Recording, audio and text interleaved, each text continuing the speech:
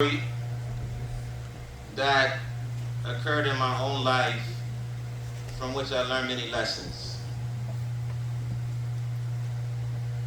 When I was 13 years old, my father came to me and he said, "We're moving to Morocco." So, guys, you don't need the extra comment. Okay? So listen, I was 13 years old. We just won the basketball championship for my 7th grade team, the district championship. And so all of my ambitions were set on going back my 8th grade year, being a starter on the team, and repeating having a championship. And out of nowhere, my father says, "We're going to Morocco."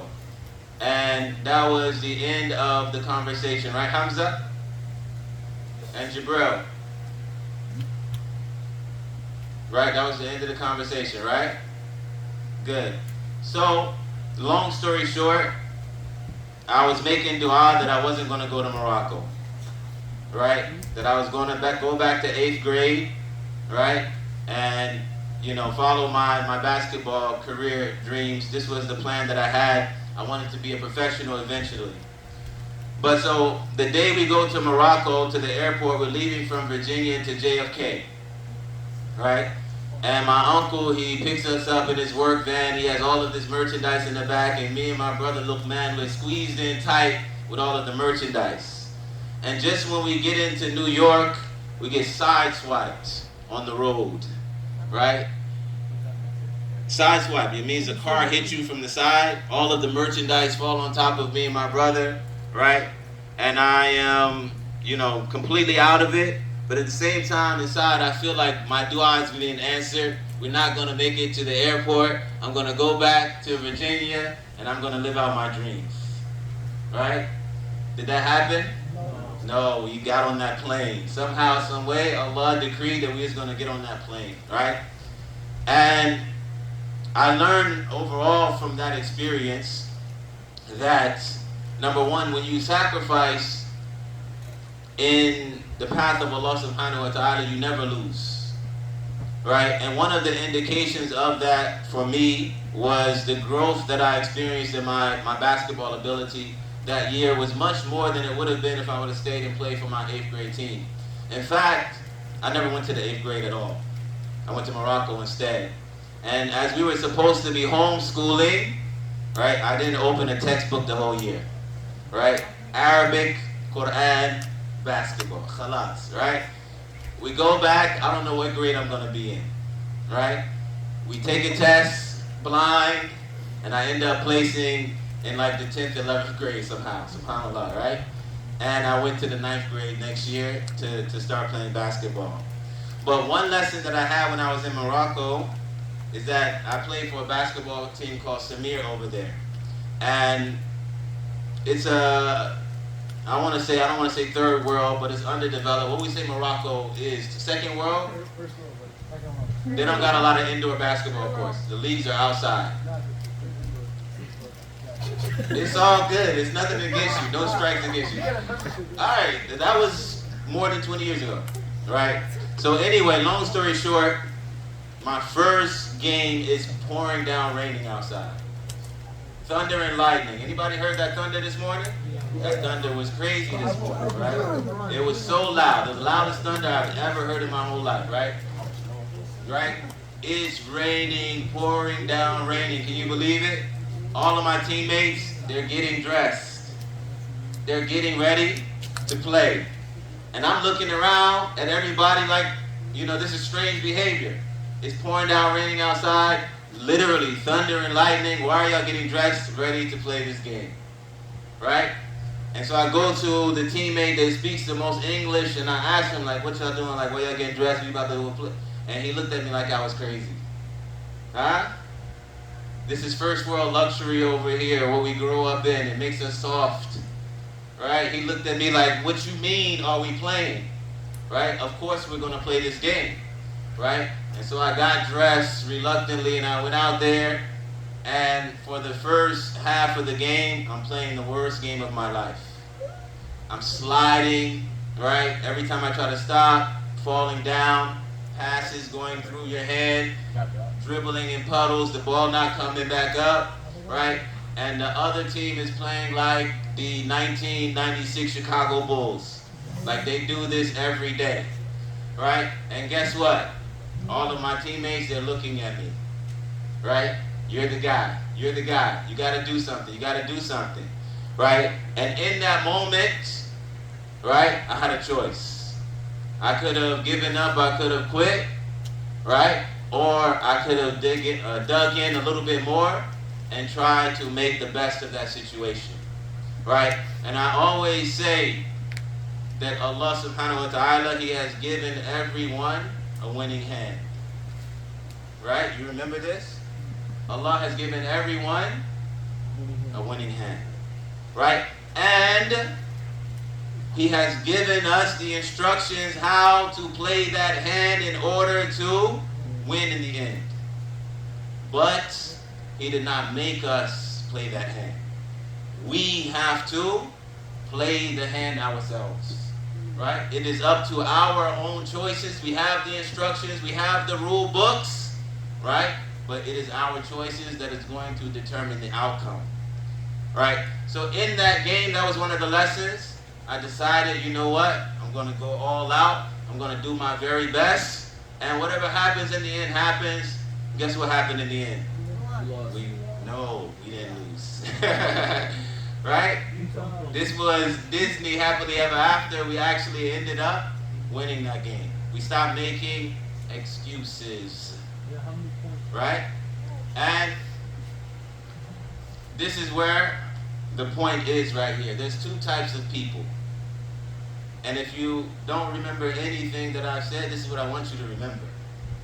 Right?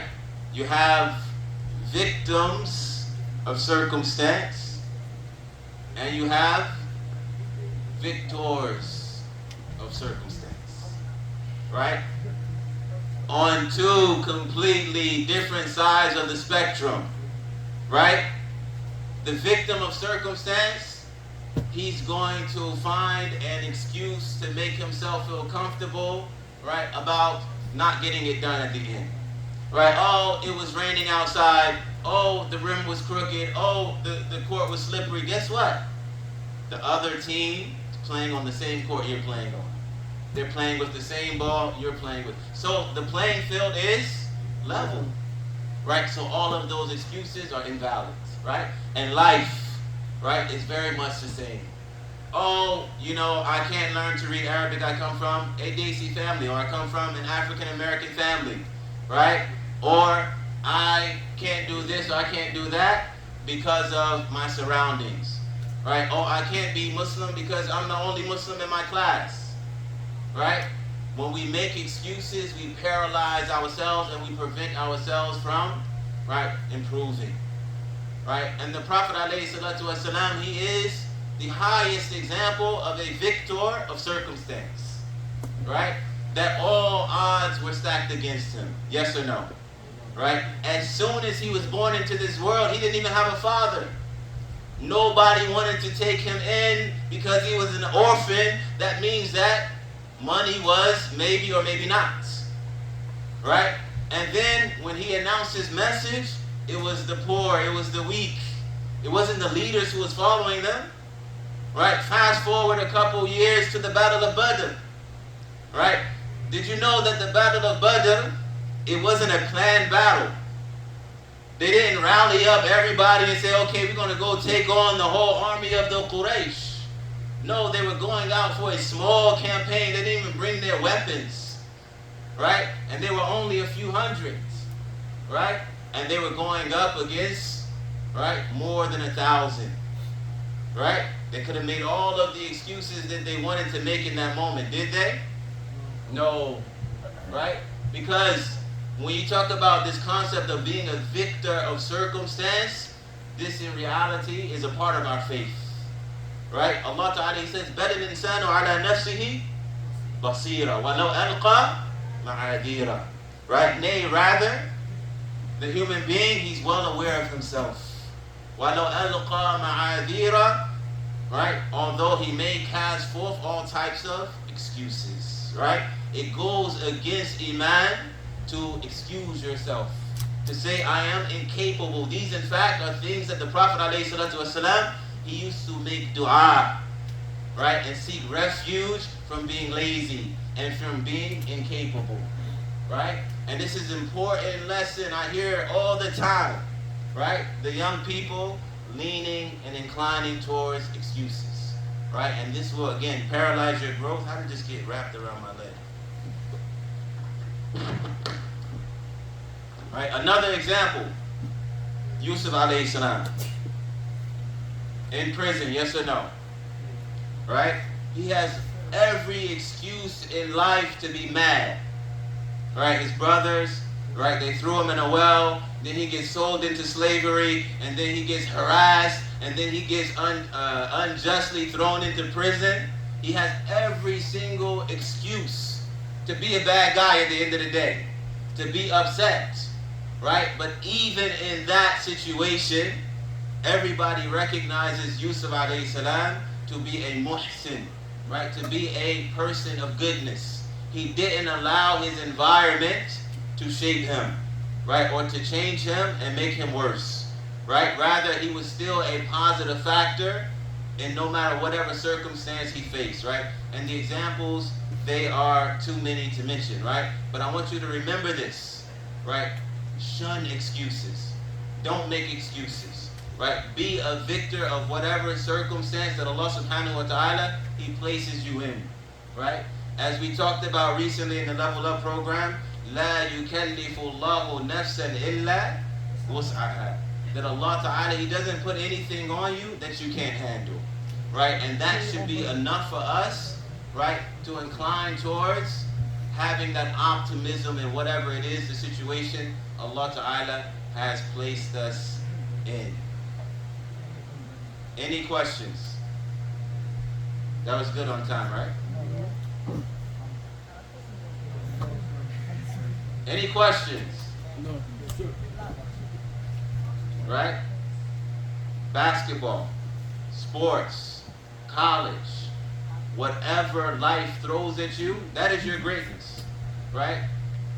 I'll say this to close, right? Who's greater? The one who starts at 0 and arrives at 100, or the one who starts at -50 and arrives at 100? Why?